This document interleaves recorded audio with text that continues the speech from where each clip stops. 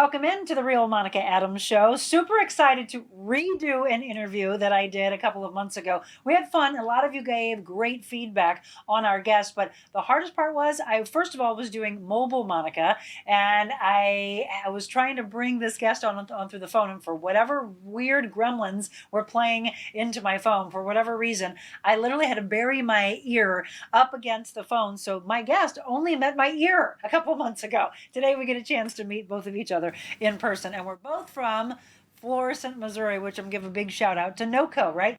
We're Florissant, Missouri area. Let's bring on Doc Crotzer. Doc, I'm glad to finally meet you from head to toe. Thank you. Likewise. It's you a have to be like, here. what? Why is she doing that? I still have no clue why it happened, but it was absolutely hilarious. Yeah. Love having you in. You are in visiting family for what, another couple weeks or so before you head out? We're actually kind of making St. Louis home base. Oh, you are? Yeah. Professionally, we're between New York and LA, but yeah, we're trying to spend more time here with family and friends, and good. So we're in and out of town a lot. We were in New York for the first half of this year, but now we're back. Beautiful. Well, glad to have you. Welcome to our set. You are associated with people who they've gotten to know my team, my behind the scenes team. So a lot of you listen to Michelle, watch her. She interacts with you, moderating. So Michelle Harmon, who is one of my best friends, you've known for a long, long time. We've known each other for a very long time. Yes. So brother-in-laws, is something like that? By marriage, step sister-in-law by marriage. There you go. We figured it. Yes, is that right? I think that's it. That sounds right. It's close enough. Yeah. Well, I love it. And she's talked so fondly about you, and I've always wanted to meet you over the years. Love your mother, by the way. Annie is his mom, and I just adore her. Beautiful woman inside and out. And she's always talked very highly of you as well, the creativity of you. So for those that didn't get a chance to see the interview, we're talking about the Florissant, Missouri boy that did good, and he's in Hollywood. So you got involved in editing how long ago? Well, before I was doing it professionally, I sort of, as a kid, was making movies, home videos in high school, college, those types of things. And through that process, discovered that editing was one of the parts of it that I really loved. Mm-hmm. And then I went to Mizzou for broadcast journalism, never wanting to be a proper journalist, but as a kid who wanted to eventually go to film school in LA, it was a great opportunity to go to a very good school, not go too far from home, and have 4 years of access to cameras and Avid. Avid is an editing system. And so that was sort of like my playground for 4 years of kind of finding my place in the business and what I was interested in. And through that, I really fell in love with all aspects of filmmaking, but editing stood out to me. So then when I moved to California, that was one of the skills I had started to develop, at least enough to start getting work doing that. And I sort of found myself as an editor, not too long after that, and then have kind of built a career as a filmmaker, primarily around editing and then directing some things here and there, producing some things here and there. But editing remains kind of the mainstay for me. That's your passion. And again, we always talk about following your passion. How many people don't get a chance to do that? Where'd you go to high school? I went to SLU. Okay, for high school. And then MIZ. ZOU. Love it. Very good journalism school. I went to Mizzou. I wasn't studying journalism at the time. I was studying sports medicine and going into physical therapy and wanted to do orthopedic surgery. And it was, whenever anybody knows this is obviously what I went into, they're like, oh, J school. I'm like, I actually didn't go to the J school. But what an incredible place to go to get your feet wet and to learn. So you start out, you have a tie, by the way, to Back to the Future, which makes George, who I always have a tendency, as I said, to talk about the team. So George does our editing and our directing and our videography, etc. So what was your love, first of all, of Back to the Future, and then talk about your documentary? Sure. So, I mean, I think anyone who goes into filmmaking has a movie or a handful of movies that growing up made them want to do it. And for me, those 3 or 4 were Back to the Future. This is in no order, although Back to the Future #1, but then no order after that. Back to the Future, Ghostbusters. Oh, good one. Ferris Bueller's Day Off. Oh, yeah. And Clue. Clue. All from 84 to 86, which, is when I was the a kid of the VHS era. I was renting all of those movies over and over again and watching them. So fast forward a little bit to when I was in undergrad at Mizzou. My plan had always been to go to film school. And as I got further in researching the schools I wanted to go to, they were super competitive. And it occurred to me, I'm gonna have to make something that's gonna get me Wow, in. then. Yeah.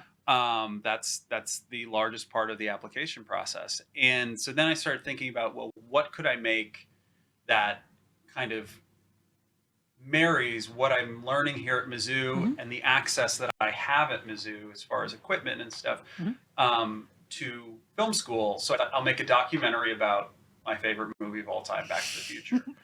And so it just started as this little idea. And initially, I think I was going to make it specifically about kind of the locations that Back to the Future had been filmed at, because a lot of those places in LA have lots of history from other movies.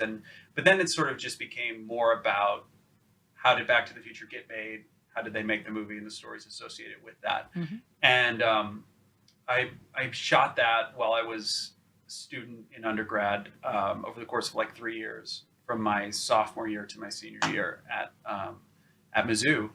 And that got me into film school. It also got me a job offer in LA, which I wound up taking instead of going to film school.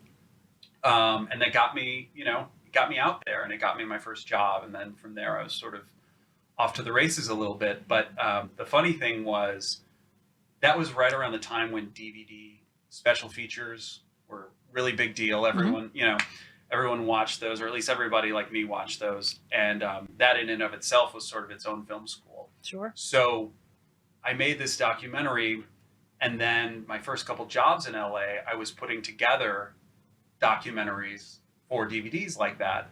And at the company I was at, we were on a call with Universal, and it came up that they were doing a new Back to the Future disc. And I said, well, I've got this little thing that you might be interested in. And they said, well, send it over, and I really downplayed it, and I sent it over to them. They called like 10 minutes after they got the disc, and they were like, you interviewed Christopher Lloyd? At that time he hadn't, I don't think he had ever done like a formal like sit down interview. He had done a couple sound bites here and there, but like he never sat down and talked about the making of the movies. He's a really shy guy, which you would never know from his on screen. Yeah, larger than life presence. Yeah. So anyway, so then it wound up becoming a thing that I worked on to kind of get it ready for that disc. And we put out the special edition Back to the Future disc, and it's since been on every Blu-ray and stuff that they've released since then. So that was sort of my passion movie as a kid that became the thing that sort of bridged me from, wanting to do it as a kid to actually doing it professionally. And then it wound up being on a disc so people could see it. So it's a really... You manifest a long time ago, Doc. Yeah. You manifested a long time ago. If you're just tuning in, by the way, it's the Real Monica Adams Show, and we are talking with Doc Crotzer, talking about, again, where the journey has led him. And when we talk about, really following that passion, if it is fueling you, then look at it. Maybe you don't leap, but you start to walk that path, and he did just that. So you've worked on a lot of things. What are some of your favorites? Oh, gosh, it's tough. The thing of all the stuff I worked on, the thing that comes up the most with people is the show Glee, which I was very young and early in my career at the time, but it's one of those shows that I think you can have a very successful career and never have a show or a movie that is kind of that central for its 15 minutes, where everyone is at least knows of it, even if they haven't all watched it.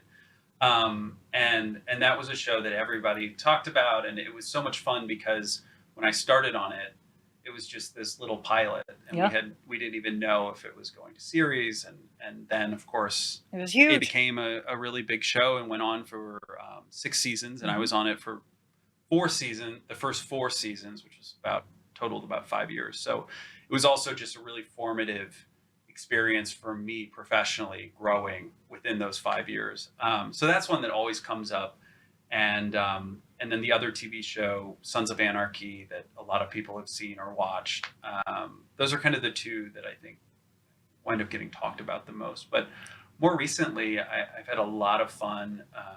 We did book club too, which we talked about last time. That's what we had brought Doc on originally to talk about that movie. And if you haven't seen it, it's so hilarious. And that cast, as I said to you before, you couldn't put a better cast together. They're hilarious. They need to be on so many movies, and that's why they've been put together so often. You also told us last time, which is why I'm glad we're doing this follow-up, that you were working on the remake of Roadhouse. So you're in the middle of that right now. Yep, we're in the middle of that. We're getting towards the finish line, and it's a ton of fun. It's And who's wild. playing Patrick's role? It's Jake it- Gyllenhaal okay. is the star. Okay. It's not like a direct remake, but Okay. it's it's kind of a reimagining of the movie, and Jake is kind of taking the Patrick Swayze role. So Interesting. it's a When's ton of that fun. due out? I don't know. We Okay. don't have a date yet, but sometime 2024, I assume. Okay, if we can do dropping of names, so you get a chance sometimes, and that's the thing that people don't know, the nuances of the behind the scenes of everything, Yeah. right? The producing, the directing, the editing, you name engineering. So how often do you get a chance to interact with the stars? Fairly regularly once the filming is finished.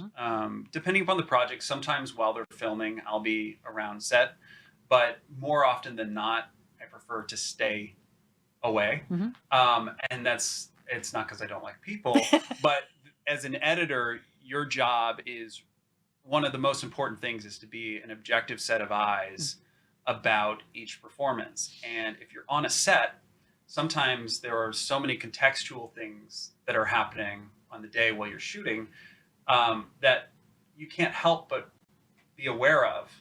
But it doesn't matter as far as when you're trying to put it together. It's like if a shot takes 3 hours to set up and get right, I don't need to know that. Right. It's actually better if I don't know that, and I'm just looking at it and evaluating it in the context of does it work or doesn't it, compared to these other things.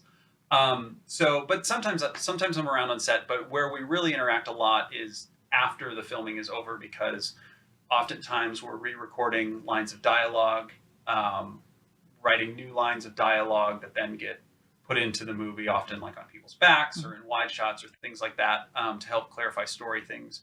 So there's a lot of interaction there. In some instances, like I did a movie that came out actually earlier this year. We did it 2 years ago, but called Shotgun Wedding with Jennifer Lopez. And it's very good. Thank you. And it takes this turn that you're like, what? Yeah. That was another fun, wild one. In that case, because she was a producer on the movie, she was involved even more so with the creative than if she had just been the star of the movie. So we were working on the cut together, like on Zoom and stuff. And she nice.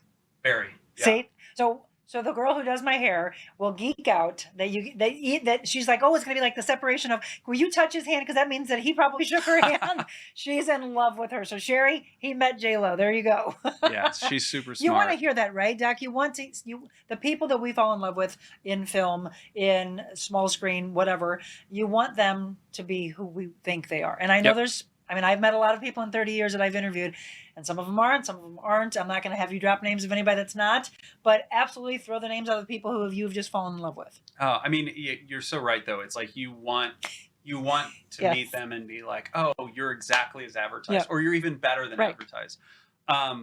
Speaking of book club, Jane Fonda is just the real deal. Good. She's unbelievable. She's incredible. And also with book club, Mary Steenburgen, who of course was in Back to the Future 3. So I have you have a special place in your heart. All of them, they were all just lovely and fun. And honestly, very few not great interactions. Good. Almost everybody is there for the right reasons. And you've been in Hollywood for how long now? Almost 20 years. Wow, so that's saying a lot. I'm actually very happy to hear that. And we're going to take a quick break. Again, if you're just tuning in, we're talking with Doc Crotzer from our area, from Florissant, Missouri. But again, as he just said, for 20 years now, has been in the LA area, Hollywood, doing, again, filmmaking, producing, directing, editing. We'll talk more about the exciting things that he's had an opportunity to do. Don't go anywhere. More with Doc right after the break.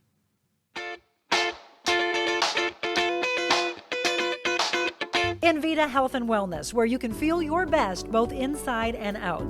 Envita isn't your typical med spa. They're a multi-specialty medical spa and wellness center serving St. Louis and its surrounding areas. They have ketamine for mental health and pain, IV therapy, medical weight loss, and aesthetics treatments. As board-certified anesthesia providers, Envita can ensure that their advanced treatments are provided safely with minimal to no pain. So let Envita take care of you. Call 314-394-0950 to book an appointment or online envitahealthandwellness.com.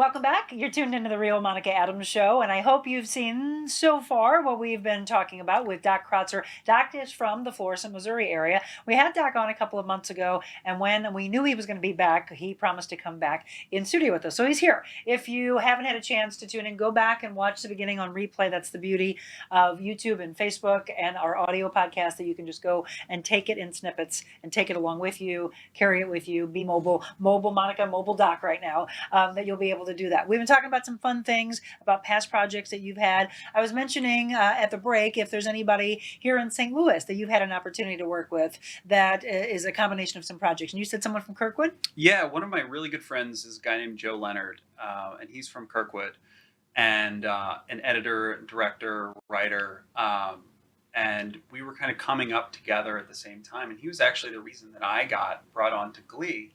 He called, or we were checking in with each other over a Thanksgiving break or something. And we had both been doing kind of documentary things for a while, some together, some apart, and a lot of music video stuff. Actually with some friends of ours from St. Louis as well, a band called Ludo. They were in LA recording an album. So that's how Joe and I initially met. But anyway, we were checking in, and he said, I left my documentary gig, and I'm working on this pilot about these kids in high school. It's called Glee, and they sing, and it's kind of weird, but it's kind of fun. It's kind of weird. And he's like, I think it'll either be like a really big hit or like it'll never see the light of day. Because with pilots, you shoot the pilot, Yep. at least, especially back then, you shoot network pilot, and then sometimes they turn into a show, and sometimes they just poof, go away, and nobody ever sees the pilot. So that's kind of where it was at then. But he was telling me all about the show, and I got off the phone, and I was so happy for him, because we had both been wanting to kind of make that jump from documentaries to scripted TV or feature films. And I was so excited for him, and I was thinking, like, oh man, I just need to find my version of that, to make that leap. And then like a month later, he called and he said, hey, so things are getting busier. We need another person. You want to come work on this? Yeah. And I was just like, yes. Like, yeah, exactly. he's like, do you want to think about it? I'm like, nope, I'm in. So Joe was the one who brought me in for the meeting to get hired Way to go, on Glee. Joe. And then we've worked together on stuff since then, and here and there, and always trying to. But he's done great things as a director and an editor as well. So, I love it. Yeah. Well, and so if you didn't hear before the break, I was asking Doc if there's anyone that really in his 20 years stood out without naming names, that they're not who you really would hope they would be. And he said only a few, which is really amazing to hear. I love hearing that. So that authenticity that we're trying to spread to the world, more and more people coming to this show to understand of who you really can be, the real side of you. Now, the person I have always wanted to interview before I get out of this business is someone that you sat down and had dinner with. Julia Roberts is my absolute all-time favorite actress. She is still left on my list. So you've got to make this happen for me. Please, Doc, make it happen. Now, the funny thing was my brother does a ton of genealogy, and he said, well, you're getting closer because who she's married to is actually a cousin of ours. So Danny Motor somewhere is maybe third or fourth or removed cousin. Yeah, we're tied together. So come on. We're family, Julia. I feel like it's bound to happen. I mean, it's practically a phone call away, right? Thank you. Make it happen, Doc. No, so you worked on Eat, Pray, Love. I worked on the movie Eat, Pray, Love. Yeah, I was the first assistant editor on that movie, and that was a really fun one too, because we didn't travel with them, but the movie itself, the scope of it, and all the different countries they were in. But she, as we were finishing the movie, there's a lot of voiceover in it, so we spent a lot of time in a recording studio in LA with her, recording voiceover, re-recording new lines of voiceover, things like that. And she was just so lovely and gracious. And Awesome. And yeah, I think it was the last night when we finished it. She just invited all of us to dinner, and we had this cool dinner with her and her husband and some of her friends. And one of her friends was Chad Smith, the drummer of the Red Hot Chili Peppers, who's just like at dinner there. Hello. It was like very. But it's funny because you occasionally and talking about these things, it's not like this stuff happens all the time. I was just getting ready to say that, but does occasionally sometimes. It does, and you're just sort of like, wow, this is so weird. But the thing about it is, like, most of these people are just normal people, and you just you talk to people and you realize that you all kind of got into the business, even though you're doing different roles in the business, for similar reasons. At the end of the day, I think most people who are in the film or entertainment business are in it because they can't imagine themselves doing anything else, Yep. for better or for worse, Mm-hmm. you know? And that's kind of, I think, the shared experience that I've found. You talk to anybody and you do have that. Yeah. And you can relate to each other that way, you know? Well, and I love the fact that you said you sit there and sometimes you would geek out a little bit, like, oh my gosh, this is who I'm sitting with. Like, there's Al Pacino. I used to love going to these press junkets, or during the pandemic we had to do them via Zoom. But then I went and did the Whitney Houston movie, and I went and did Babylon right before I left. And again, meeting these people, so real, walking into the room, and you're ready to do the geeking out, and then you sit down and you're just sitting there talking, going, yeah, we're just the same. We all have the same thread. You hope, and you migrate around the people that you're drawn to, that have the same passions as you, that want the same things for the world. So in our final couple of minutes, Doc, obviously counting your blessings, you know that you've worked hard for it, that you continue to work hard for it, love what you do. Is there any aspect of the business you're in right now that you haven't had a chance to do that you want to do? I don't think so. I mean, I'd love to direct more things, Okay. but also I've been working on projects as an editor that are so big in scale that it's been really hard for me to not want to see those through and to pursue that as well. So it's a balancing act, I think, for me creatively, figuring out I have the skill set and I enjoy doing this one thing, but then there's this other thing too that I want to pursue. So I think like over the next 5 or 10 years, I'll probably direct some more stuff and try and move a little bit away, not abandoning the editing thing, but just kind of scratching that other itch more than I have the last 10 years as I've been really focused on building the editing side of my career. Sure.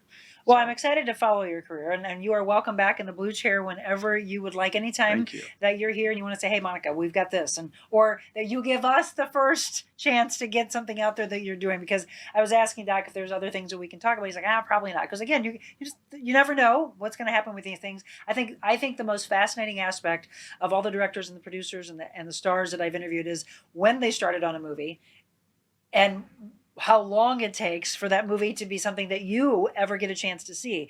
Yeah. And coming back to film, Doc, really for getting an opportunity. I saw so many movie theaters shutting down, and it just broke my heart. It's like, that's what brings the family unit together. And Yeah. it's unfortunate to see that happen. I'm hoping that, yes, I know there's streaming things and there's that, we're in the immediate society, they want things right away, but there's something about sitting in a chair in a theater. Don't you agree? I completely agree. And I think that this is a great summer to kind of realize that, or if you've forgotten it, kind of re-realize it. There's so many great movies. I just saw the new Mission Impossible movie, which is a movie that absolutely should be seen in a theater. Mm-hmm. Doesn't matter how big your screen at home is or how good your sound is at Yep. home. Like, it's not going to be as good as seeing it in a theater. Yep. New There are Indiana those movies, Jones movie, like Top Gun, to me, Top had to Gun, be. of Yeah. course. Yeah. So there is something really special about that experience, and it's been great after the pandemic, seeing people going back to theaters and really embracing that, because it seemed for a while like theatrical was completely dead. Yeah. It's a different animal now than it used to be, and it's changed forever. It's harder to predict success Right.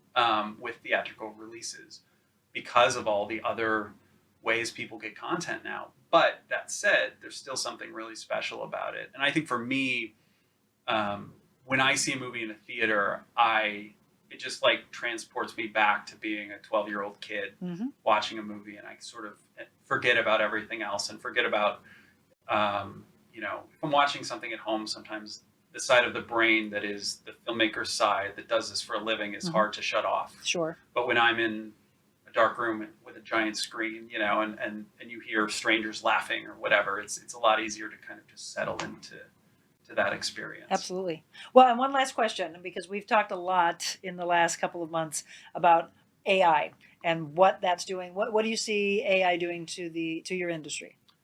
Tough to say. I mean, certainly it's changing all industries.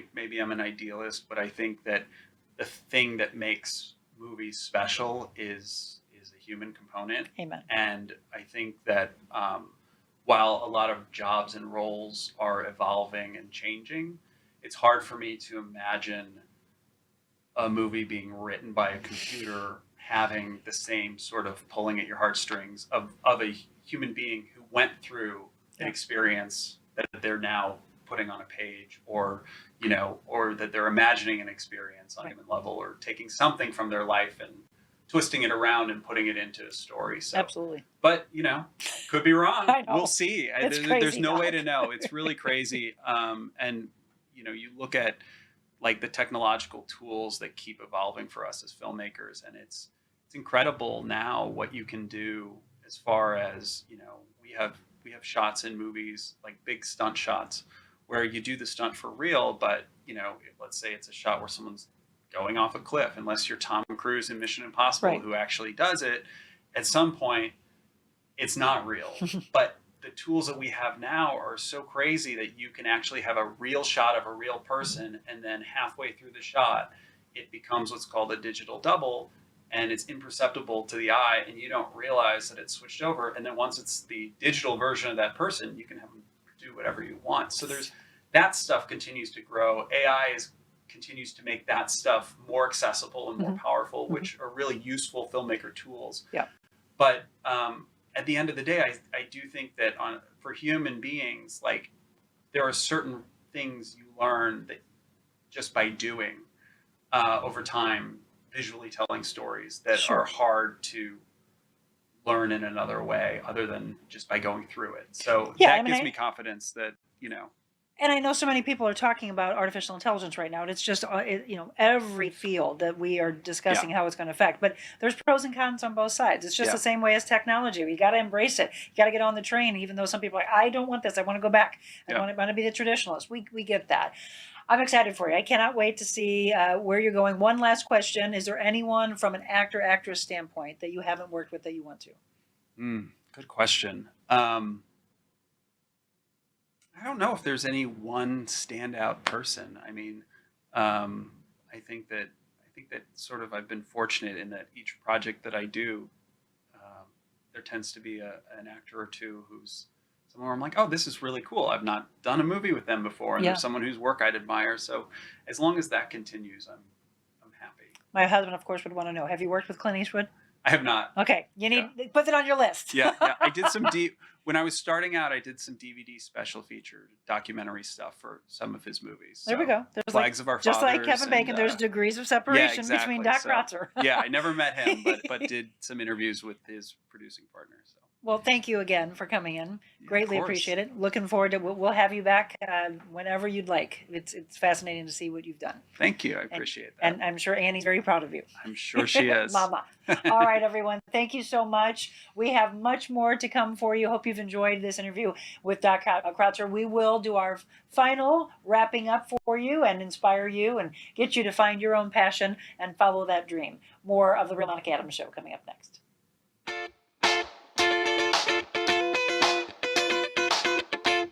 It's the icing on the cake. The final brush stroke. The finishing touches make all the difference in your home, too. Have fun and get started at carolhouse.com/room planner. With thousands of accessories in our 3.5-acre showrooms. Get your picture perfect room and the lowest prices in the country at Carol House. Because you like nice things.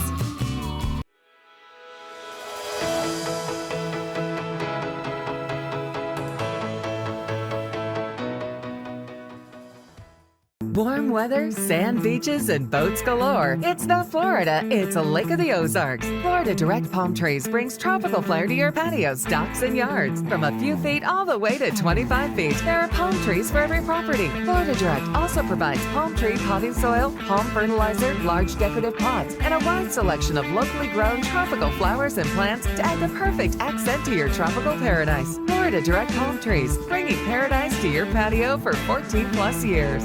You know, of course, it's great to get outside and enjoy the warm weather, but when it's time to relax indoors, be sure your home stays cool with equipment and service from my friends at Aldon. 24-hour emergency service available. At Aldon, it's their commitment to continue providing above and beyond HVAC service for all of their customers. They truly care about the air you breathe. Call them today at 314-567-5585 or on the web, aldon.com. That's al-don.com, 314-567-5585.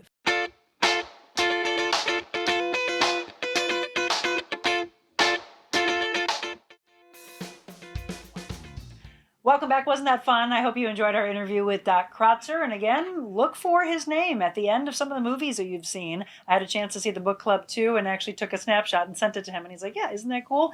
Saw his name come across the screen, and I was just so proud. One, to know that he's such a great human being and just so kind and generous with his time. But again, the fact that he's from our area and from my area where I grew up in Florissant, and that he's done so well for himself. And I want you to do the same. Again, if something in that interview inspired you to say, wow, I want to do blah, blah, blah, fill in the blank, your passion, do it. I've done it. He did it. And you just, again, you give your blood, sweat, tears, and you stay in it. And it doesn't feel like a job when you do what you love. So we're going to wrap up, as I said, with your final inspiration. And this one is 100 Days to Freedom from Depression. Thinking outside the box. You know, Jesus said to Simon, put out into deep water and let down the nets for a catch. Simon answered, Master, we've worked hard all night and haven't caught anything. But because you say so, I will let down the nets. That's from Luke 5, verses 1 through 5.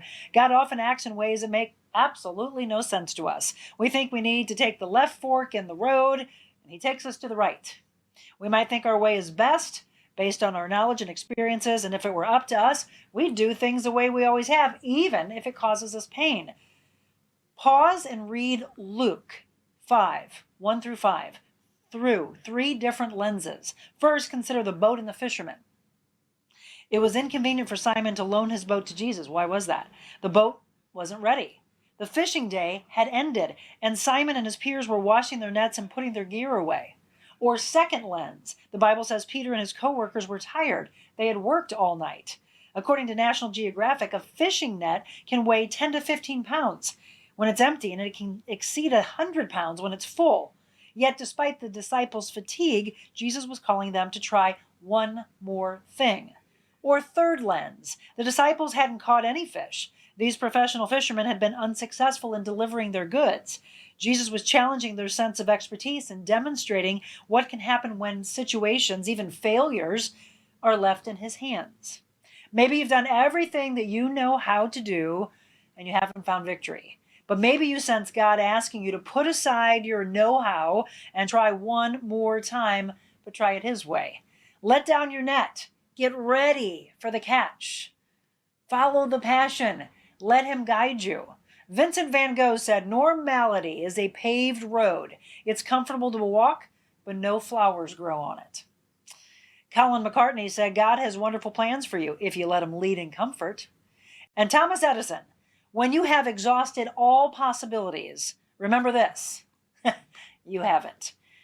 Today's prayer, Father, please forgive me for the times I ignored your prompts and proceeded using my own understanding and my own will. Please give me the courage to let down my net one more time. Amen to that. I hope that gave you some inspiration. It's what we're here for. Each and every day, Monday through Friday at 7 a.m., we come to you to inspire, to help change your life. And so I'm looking straight at you. Are you ready to give it all? Are you ready to go all in? Are you ready to follow your passion and no longer have that alarm clock go off and hit it and think, here we go again. I hate what I do. I hate my job. I hate who I've become. I hate who I'm surrounding myself with. Let today be the day you change. Let today be the day you got inspired to finally go out and whatever that is, that's that flame that's burning inside of you. Look at it. Feel it. Let it burn and let it guide you so that you, like Doc and I, can live your life with passion. Thank you so much again for tuning in for another edition of The Real Monica Adams Show. And as we always say, go out, be whatever you want to be. But first, be kind. Love you all. Bye-bye.